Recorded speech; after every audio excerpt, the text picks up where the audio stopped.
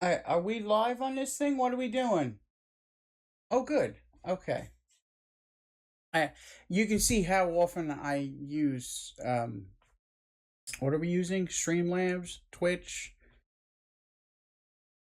Okay. Well, hello, welcome, everyone. My name is Justin Quaranta, for those of you who don't know me. And I am the president of the Pittsburgh Japanese Culture Society, which is the nonprofit that organizes Tekko and the Sungao Project every year. This is your Tekko Town Hall for 2025. Last time we did one of these, it was about 3 years ago. At that time, we were really in dire straits. We had managed to pull off Tekko 2021 only because of the wildly successful Tekko Together crowdfunding campaign, along with what can only be described as the blood, toil, tears, and sweat of our dedicated volunteer staff. At that time, I said there were three things we needed to do to survive and thrive, okay? One, get back onto stable financial footing. In other words, get out of debt. I know you can't see my hands, but I'm Italian, so this is what is happening now. Number two, reinvest in the show so that we can grow it, expand it, add new things. And number three, develop a financial safety net. So here we are 3 years on. How do we do? Well, we are, in fact, surviving in all areas, and in almost all areas, we are thriving. We're growing almost universally across the board. We have more attendees, more departments, more leadership involvement, more things to do at Tekko, more community collaborations, more nonprofit collaborations. We're working with more small business. Anything you can think of, we're pretty much doing more of it. And on top of that, we have explosive volunteer growth, not just in numbers, but in how much people want to do before the show and at the show. So we are moving forward in a very positive direction, reinvesting in the show. A lot of that comes down to improving the Tekko experience. For most of us, that experience starts with staff. It starts with a staff interaction or a staff conversation. When it comes to staff, we need to catch up to ourselves. In 2024, we had approximately 325 volunteers.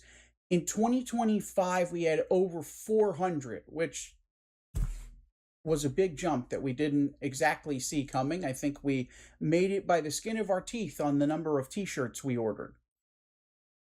So now, as the staff grows, we need to be providing the support and training to keep up with that staff. We need to be allocating resources in the best possible way.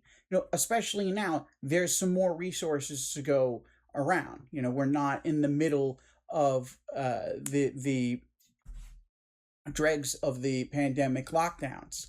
But we need to make sure that we're focusing those resources in a way that makes staff and attendees' lives easier, makes things more fun, and makes things more engaging.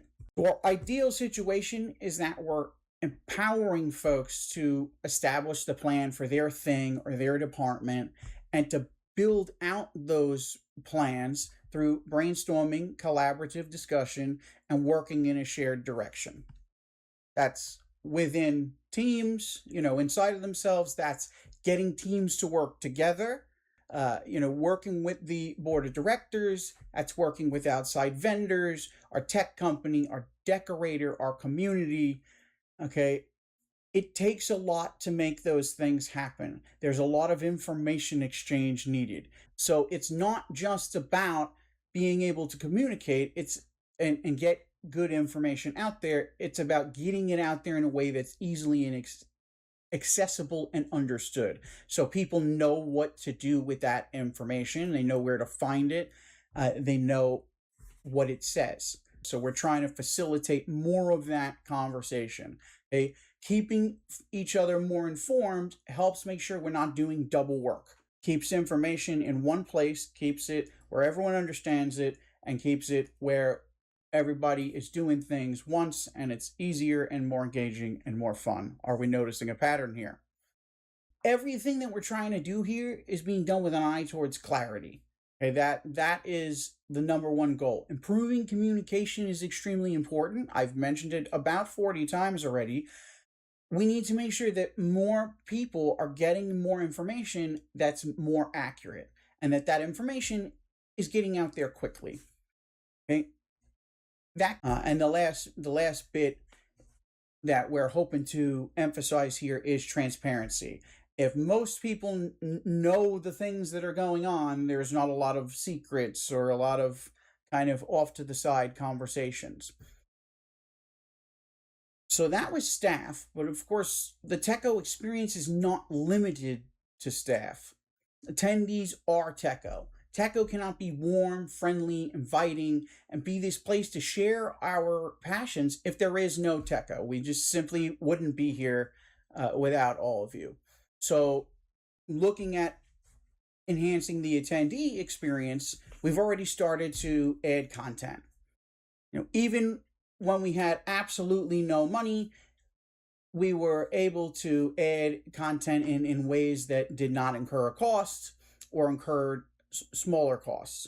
Things that you may have already seen: the VTuber programming track, which, not to give too much away, but we do have some big things coming this year. Karaoke team, which not only will be at Tekko this year, but will be at Sangawa Project in February. We've added a whole pile of cosplay guests, and we have other teams now bringing in guests: RPG, Pokemon League, Stage Uzume with our idol content. I'm sure I'm forgetting 3 or 4 more. But we are trying to make things bigger and make things where there's more stuff to do, even when it's not sit down, watch a panel, or watch a guest content. Things like expanded meetup room spaces, expanding some of the things you can do in the game room.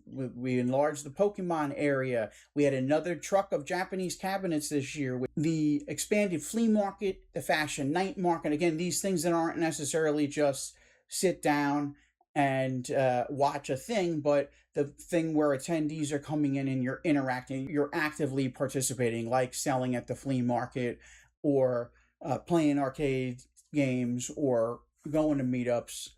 Anyhow, I was focusing on how we're adding more and more and more things to do. Our CEO, Peter, always says that the goal is for there to be so much to do at Tekko that you literally cannot do everything in one weekend. And we are getting there. Some people in the feedback survey actually made that complaint that they couldn't do all the things. And at this point, we're using almost every room in the building. Now we're looking at expanding our physical footprint, potentially into the West End and other spaces, maybe in downtown. Also expanding things time-wise. Looking to add more content on Thursday night. Potentially adding a wrap-up and post-show party events on Friday and Saturday night. Like an official Tekko after party. We're talking to a group about that. So any possible way that we can expand, we are looking at. That's why the underpinnings of this communication and engagement and making sure everyone's on board with the plan and we're all moving in the same direction is incredibly important. And to that end, one of our biggest focuses going into this planning cycle is disability access. We're looking very hard at it. We struggle. We try to do stuff. We try to do the best that we can, but we really need to shine a light on it, make it a big focus. So at this point, we're working with other cons to gather best practices. We're putting together a working group, not a team, but people, a committee of existing staff from different departments who have an important personal goal of better disability access. And we have somebody working to coordinate that. So improving the accessibility options don't mean anything if we can't make them happen consistently across the entire event and the entire convention center. If you get the perfect accommodation in registration, but then you go upstairs to the main stage and no one knows what that accommodation is supposed to look like or who to call, then we have not done our job across the entire event. So that's going to be a big focus, both figuring out best practices and figuring out how we can make sure those are done evenly across the board. As far as reducing wait times, you should have already noticed at registration that the wait times have dropped. Well, comparing it to the first Tekko I was at when we did it on paper and pen, back in my day. But seriously, in the past 2 to 3 years, wait times have reduced significantly, and we're still hoping to even improve on that. In fact, we had a call the other day with an outside vendor that may potentially be able to help us offer badge mailing services for badge types other than Rockstar badges. Right now, there's 60 some odd Rockstars, and my lovely and talented wife, who I don't think can talk to me because my headset died, but is our sales director, mails them out herself from her office downstairs. Everybody else, there's no way of scaling that up. There's no way of doing 500 or 1,000 from my dining room. But we're looking at working with a company that for some type of a charge, you could potentially opt for that. Not sure if it's going to come together yet, but again, looking to reduce wait times, looking to eliminate that everybody standing outside and it's 85 degrees and the line snakes around the corner. We've always had a network of Show Your Badge partners, community table partners like the Parrot Rescue and the Cat Rescue and other conventions. We now have folks that are specifically working on community outreach. You've probably seen some of these collabs over the past few years with Millie's Ice Cream, the Allegheny City Brewing beer collab, which the David L. Lawrence Convention Center did not think anyone would drink that beer, and it sold out in, 15 minutes the first time we did it. Other things that were beefed up a little bit, if you were at Novo this year or Spacebar, we had some heavy theming crossover in addition to our Show Your Badge discounts. You could, in fact, get Pirates tickets and go to a game with other friends and family who were in town for Tekko this year. We've added anime club screenings over at Harold's Haunt in Millvale. All these things you can see on our social media. But the point is, we're trying to build on that and build on that. Trying to support local nonprofits, local businesses, and bring more money and people into downtown Pittsburgh. So now, for those of you who have been paying attention this entire time, first of all, thank you. You may have noticed that in the beginning, when I mentioned those original 3 things we needed to do to survive and thrive, more than one of them had to do with money. And then I talked a whole lot about everything else being important, and I did not talk about money. And that's because I was saving the best news for the end here, and we are at the part that I'm most excited to share with you. At this moment, we possess enough money to satisfy 100% of our debts. We're now at a point where we can start making budgetary increases and taking on a little bit more risk.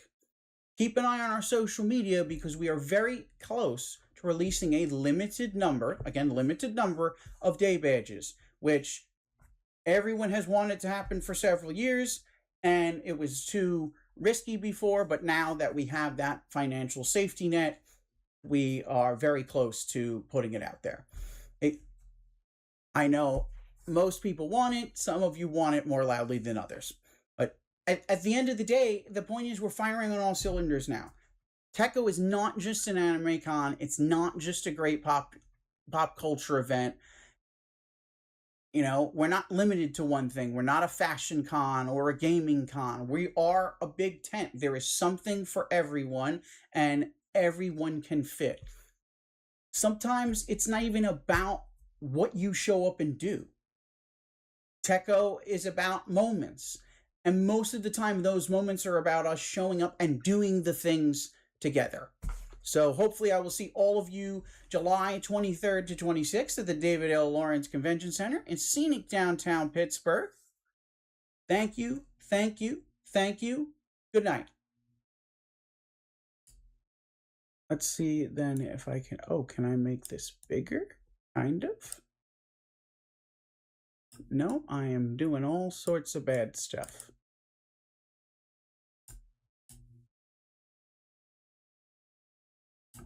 Just want to make you wider.